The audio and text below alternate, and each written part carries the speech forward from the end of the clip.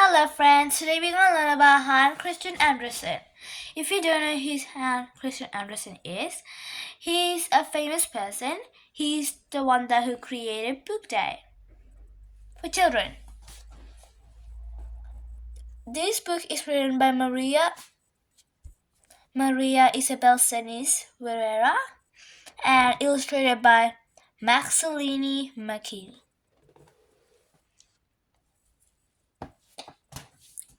Let's read.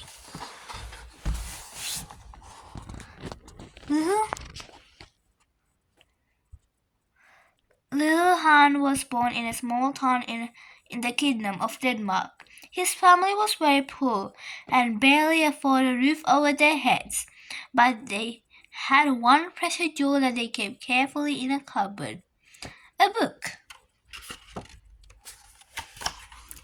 Flying carpets, Arabian princesses, genies coming out of lamps every night. Han would listen to his father's reading, and once he fell asleep, he dreamed of was being the hero of all these fairy tales. He was eager to learn how to read and went to school for some time. But when his father passed away, Han had to quit and take a job as a benevolent appreciations. It's not the exciting life that he had imagined. Still, one of his favorite hobbies was getting lost in the streets looking for puppeteers. Watching them was his greatest joy. He would memorize each word and gesture and repeat it later for his only audience, his mom.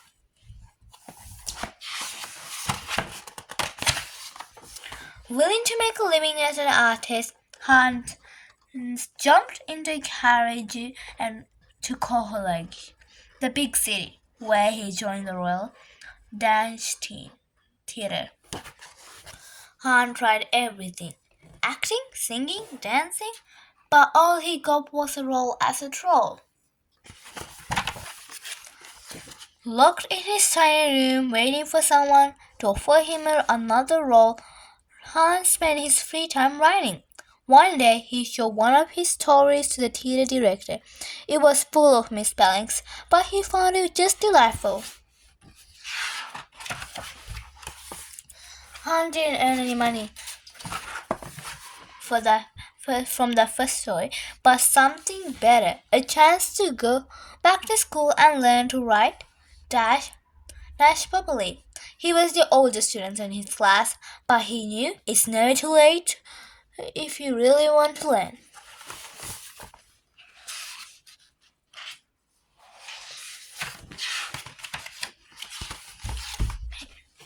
After graduating, Han felt confident enough to write whatever came to his mind, from a sad poem about a candle that no one loved, to fantastic tower ghosts of a man who even met talking cats. He was making a living as an author when he met a charming young woman named Rigborg. Han fell deeply in love and was about to tell her when he got some terrible news. Rigborg was getting married to another man. Instead of hiding his feelings, Han decided to put them down on a paper and wrote some most beautiful fairy tales. They were stories of mermaids falling in love with princesses, ducklings dreaming of becoming songs.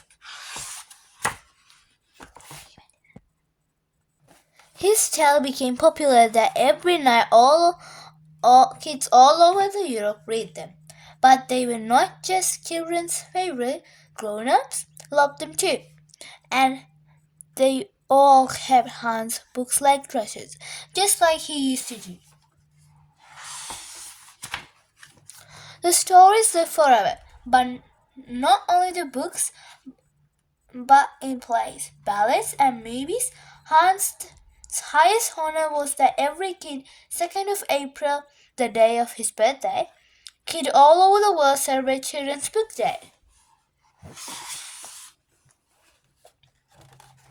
By never hiding his feelings and letting his imagination fly, little Han got what he had longed for, being loved not just by a single person, but the entire generations of one children who know there is a swan inside of each of us.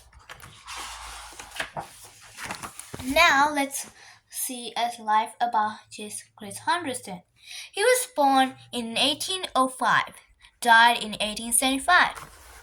This is Hans Christian Andersen on 1836. This is him on 1845. This is him on 1865. And this is him on 1869. Let's read a little about him. Hans Christian Andersen was born in Odris, Denmark in 1805. His family didn't have much money, but his parents always made sure to encourage him in his interests and curiosity. At home, he played all different parts he had seen on stage. At the theater where his mother worked, it was clear he had a bright and unique imagination. Despite his family's difficulties, he became determined to make it as a star in the theater. So one day he headed to Copenhagen, Denmark's capital, by stowing away on a mail walk. There he took lessons in performing, but found his true love was writing. After some years struggling to get noticed, he published his first collection of fairy tales, and some miracles started to happen. When some people heard stories, they felt like that they were hearing them out loud around the fireplace. They were new and familiar and funny and sad and were about the things both ordinary and fantastic. The Ugly Duckling, The Little Mermaid, The Princess of the Pea. All these became beloved by the children and adults alike. Han knew that the best children's stories didn't talk down on their readers. Just like his parents used to encourage him, he used fairy tales to explore ideas that children may be unfamiliar with, but always from a point of view you could relate to. Hans' fairy tales were universal poetry. Anyone could love them, no matter their background, and he was right. His stories have been translated into 125 languages and inspired countless plays and films.